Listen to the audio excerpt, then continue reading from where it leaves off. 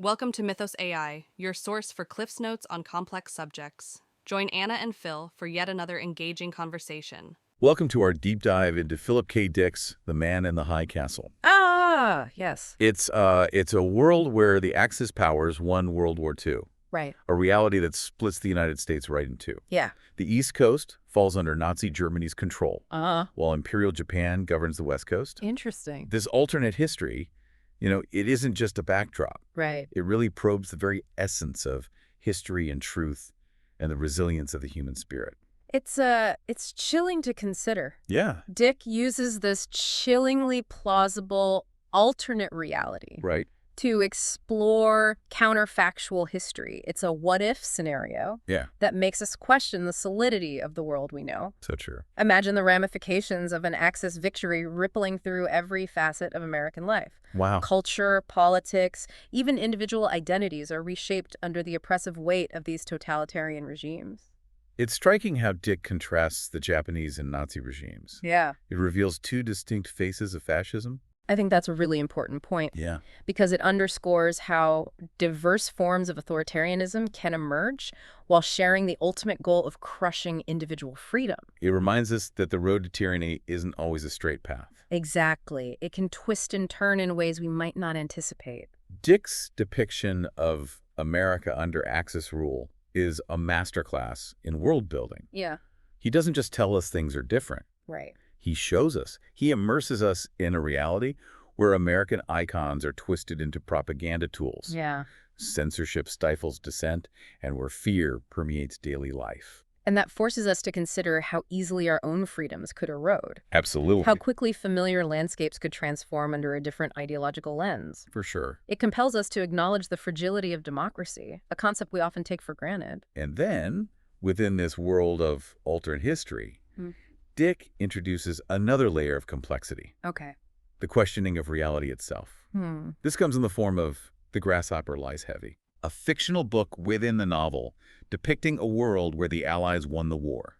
Interesting. This metafictional twist throws everything into question. The presence of the grasshopper lies heavy, seeds doubt both for the characters in the novel and for us as readers. Absolutely. It blurs the lines between what we perceive as real and what might be fabricated.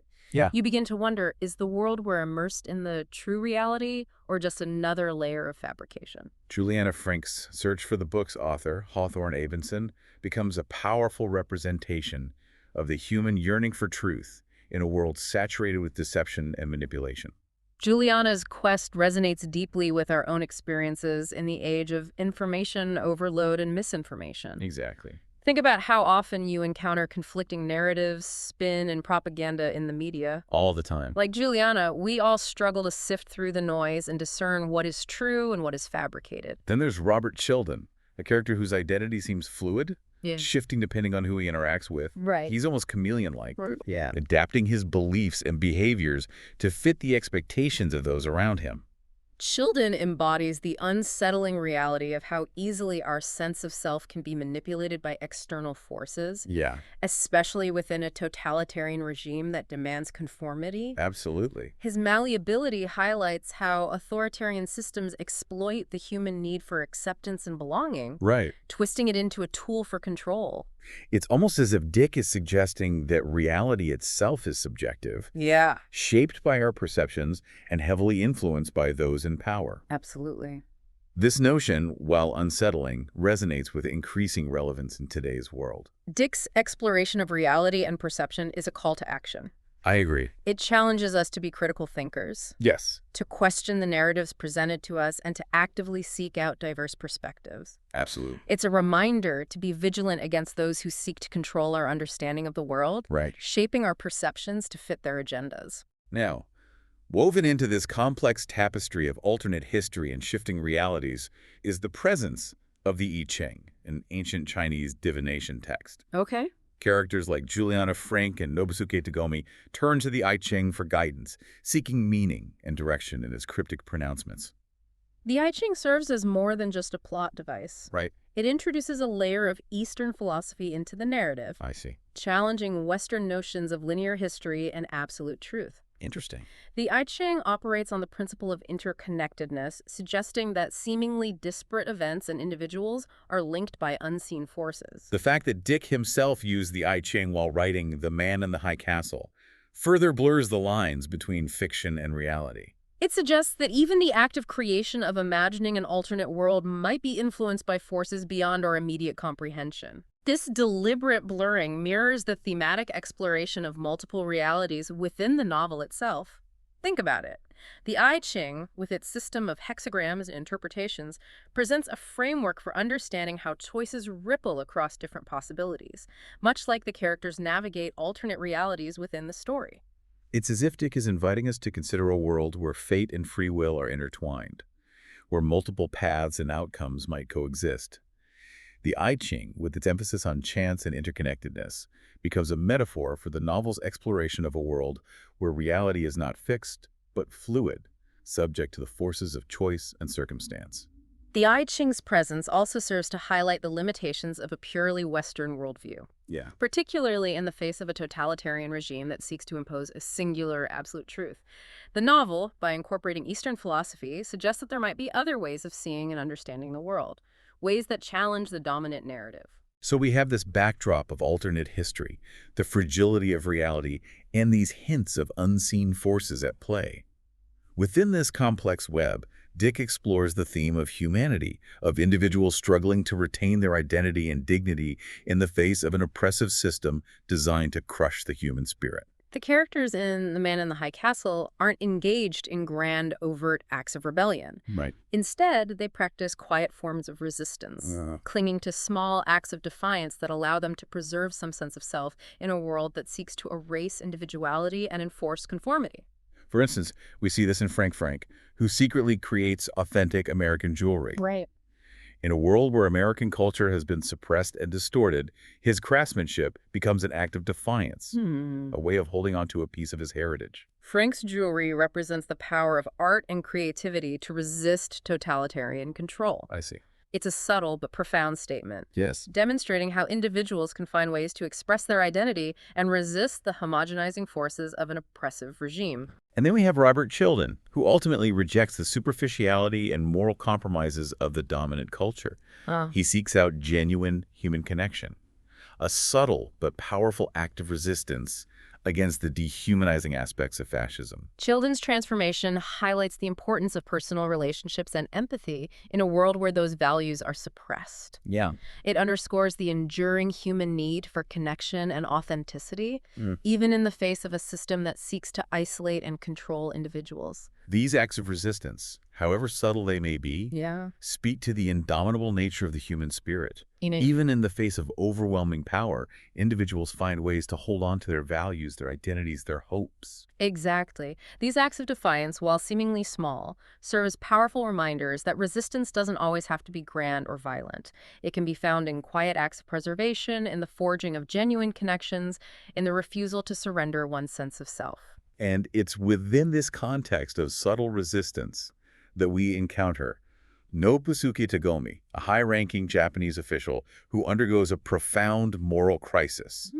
His internal struggle to reconcile his duty with his conscience reveals the complexities of navigating a morally compromised system. Tagomi's journey is particularly compelling because it demonstrates that even those who seemingly benefit from a totalitarian regime are not immune to doubt and moral questioning. Yeah. His act of compassion, defying the dictates of his government, shows that humanity can transcend ideology. His story reminds us that even within systems designed to suppress individual thought and action, the capacity for empathy and moral courage can still emerge. Right. Hope can exist in the most unexpected places, even within the heart of the system itself. Precisely. Tagomi's actions serve as a powerful counterpoint to the pervasive atmosphere of fear and conformity that pervades this alternate reality. Right. They suggest that the human capacity for empathy and compassion can persist even in the most oppressive environments. Now, stepping back from the characters and their individual struggles, let's consider the novel's broader impact and legacy. Okay. The Man in the High Castle has become a touchstone for discussions about alternate history, dystopian futures, and the very nature of reality. The novel's influence can be seen in countless works of fiction that have followed, exploring similar themes of authoritarianism, resistance, and the fragility of reality. Right. For instance, Margaret Atwood's The Handmaid's Tale echoes Dick's exploration of a totalitarian regime that controls individuals through the suppression of freedom and the manipulation of identity. It's fascinating how The Man in the High Castle has found renewed relevance in the 21st century, Yeah. particularly with its television adaptation. Right? The series has brought Dick's vision to a wider audience, sparking conversations about these themes in a way that perhaps the novel alone couldn't achieve. The television series expands upon the novel's world, delving deeper into the intricacies of life under Axis rule. It visually captures the unsettling familiarity of this alternate America. A world where familiar landmarks are draped in Nazi banners, where the symbols of freedom are replaced by the emblems of oppression. It's that unsettling familiarity that makes The Man in the High Castle, in both its novel and television forms, so relevant today. For sure. We live in an era marked by rising nationalism, political polarization, and the erosion of democratic norms. Right. The novel serves as a stark warning about the fragility of freedom and the seductive allure of authoritarianism. The novel challenges us to be vigilant, to recognize the subtle signs of encroaching authoritarianism. Yeah. It reminds us that the path to tyranny isn't always marked by dramatic upheavals and violent revolutions. Right. It can be a slow, insidious creep characterized by the gradual erosion of individual rights, the normalization of extremist ideologies, and the silencing of dissenting voices. Think about how easily we can become complacent, accepting incremental changes that chip away at our freedoms without fully realizing the long-term consequences. The Man in the High Castle compels us to question authority, to challenge the status quo, and to never take our liberties for granted. It compels us to consider what we do, how we would behave, if confronted with the moral dilemmas presented in the novel. For sure. Would we conform, collaborate, or resist? Would we have the courage to stand up for what we believe in, even at great personal risk? These are uncomfortable questions, but essential ones to ask ourselves. By exploring these questions through the lens of an alternate history, Dick forces us to confront the potential for darkness within ourselves and our societies. He challenges us to be more aware, more engaged, and more determined to safeguard the values that underpin a free and just society. And perhaps most importantly, the novel reminds us that even in the face of overwhelming darkness, the human spirit can endure. The characters, despite living under the constant shadow of oppression, find ways to resist, to connect, to create, and to hope. Their struggles serve as a testament to the indomitable nature of the human spirit, reminding us that even in the darkest of times, the fight for a better world is never truly lost, as long as there are those who refuse to give up on the possibility of a brighter future. So as we're going to wrap up our deep dive into The Man in the High Castle, Yeah. the question that lingers is this.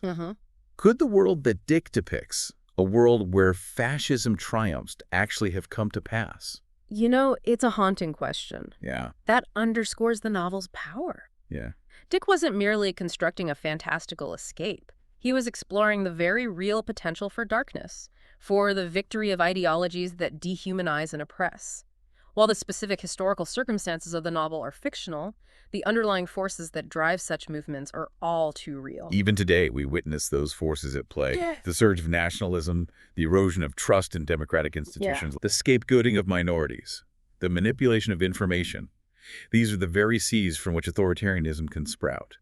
And The Man in the High Castle stands as a stark warning about what can happen when those seeds are allowed to take root. The novel serves as a cautionary tale, urging us to be vigilant and to recognize the often subtle signs of rising authoritarianism. It reminds us that the path to tyranny isn't always marked by dramatic upheavals and violent revolutions.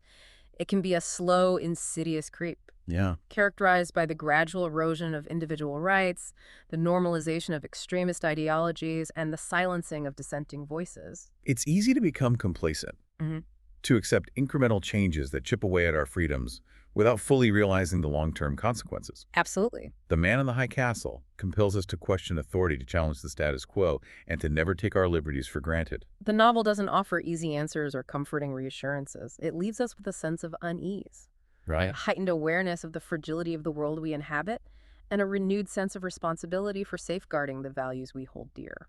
Ultimately, The Man in the High Castle is a call to action. It reminds us that freedom is not a given, Right. but a hard-won and constantly contested ideal. It challenges us to engage in critical thinking, Yeah. to question the narratives presented to us, and to resist the forces that seek to diminish our humanity. The novel's enduring legacy lies in its ability to provoke us, Yes. to make us uncomfortable, and to force us to confront the darker possibilities of human nature and the fragility of the systems we rely upon. It reminds us that the fight for a just and equitable world is never truly over, Yeah. and it demands our constant vigilance and active participation. Well, thank you for joining us today on this deep dive into The Man in the High Castle. It's a novel that challenges us to think deeply about the world we live in and the choices we make. And to remember that the future is not predetermined, but shaped by our actions and our commitment to the values we hold dear. Thanks for listening to Mythos AI. Stay tuned for more concise insights. And remember to hit the like button and subscribe for future episodes.